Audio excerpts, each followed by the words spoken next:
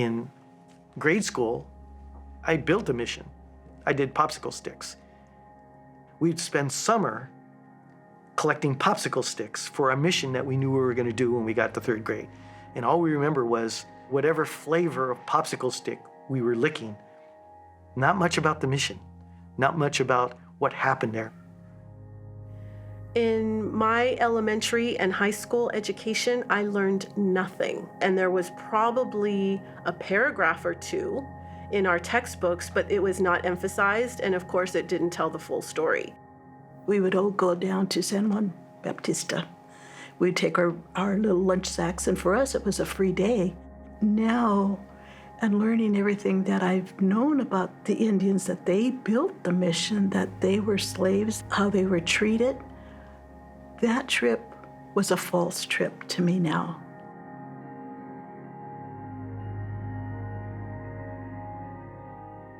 My name is Veronica Martinez, and I'm an enrolled member of the Amamutsan tribal band, also known as the San Juan Band. My name is Esak Ordonez. I descend from the Alives lineage. The tribal group that I'm a part of is the Amamutsan tribal band. I'm Gregg Castro. I'm Totral Slinin, Rumsan, and Ramatouchaloni, and I come from the villages of Layam, Tukutnut, Timitak, and Kupleknek, among others. My name is Marion Martinez. I am a member of the Amamutsan tribal band. Mishmi Tuhis, Kanrakot Kanyon, Coyote Woman, Sayers-Roods. I come from Indian Canyon Nation. My ancestors fled from the mission. So this feeling of being taken away from the land and fleeing to the land is in my genetic makeup, is in my DNA.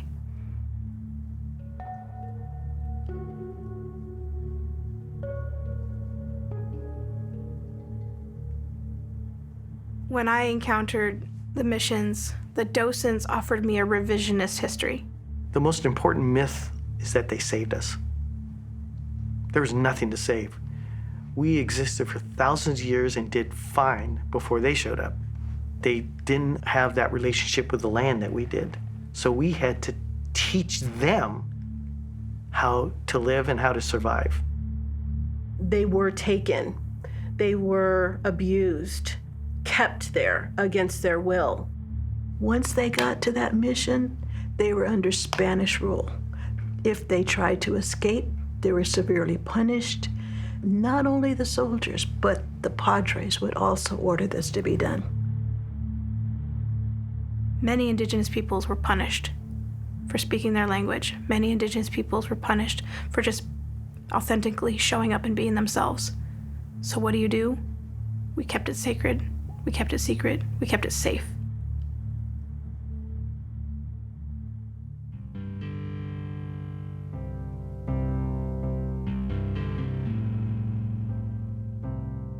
What I would like them to first is to acknowledge where they're standing, what they're standing on, and knowing that the Awaswas people were once here, they're no longer here. Because there's no presence of those people, the myth of the missions was allowed to proliferate without much consequence and certainly without challenge. Well, if it was so beneficial, what happened to those people? When I hear community talk about Native Americans, they say it in sort of a historic sense. And we have to remind everyone that we are here, we have a voice.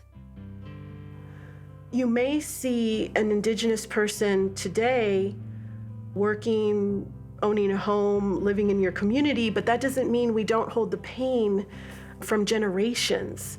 We are strong, probably stronger than most because of the trauma, but at the same time, we are in the process of healing.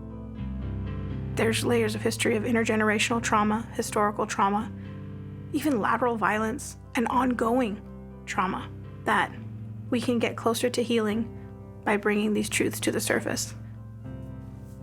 It is my hope that when visitors come to the missions, that they come asking questions, even if they're difficult, and they come willing to hear uncomfortable truths. And I would say, as a citizen in the world, it's their obligation to go out and find it. however painful it is for them, the work that they have to do doesn't even compare to what a Native person has to do to recover who they are and to heal from their wounds. And it's not going to be on some simple little placard on a mission display.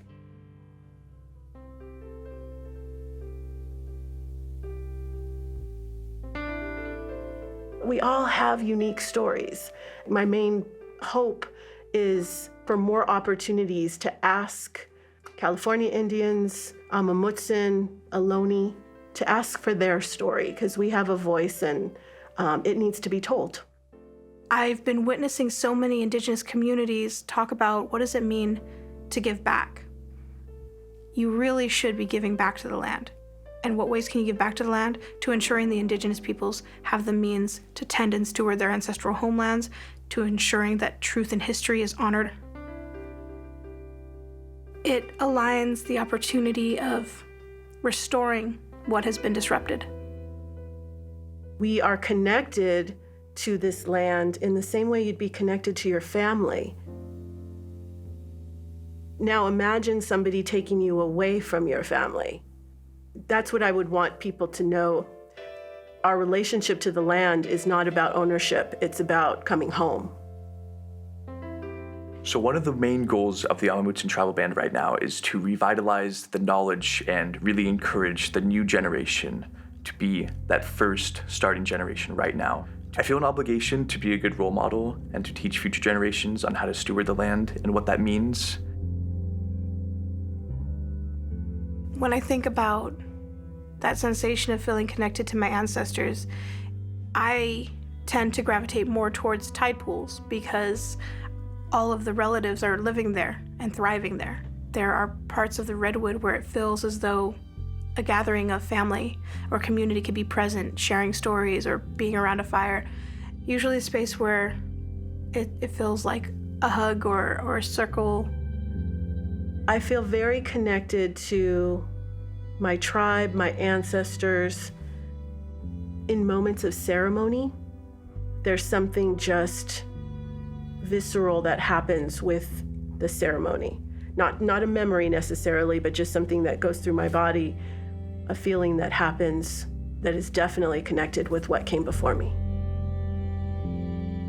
When I see the new generation bringing back or relearning and teaching us the traditions that were once followed, it just makes me proud. I thank them just from the bottom of my heart because they are interested and they are learning and they are so comfortable. I believe they are feeling that strength from the generations before. For a long time, you didn't do these traditions, but they were continuing nonetheless. And now you're bringing them back and giving them form. These ceremonies, just like the land itself, just like the rocks and stones and objects like elderberries and that we turn into clapper sticks or rattles that we make from deer, they are entities unto themselves. And that's what is important to me about doing the culture, doing these traditions and bringing it back. We're bringing a auntie, an uncle, a grandma back into our circle, into our lives. Now we're bringing them back and we're healing them, and in the healing of them, they heal us. Shanika Sakuni Harukini, Shanika Sakuni Harukini, Shanika Sakuni Harukini, Shanika Sakuni Harukini. Heyo Yoki Amana Harukini,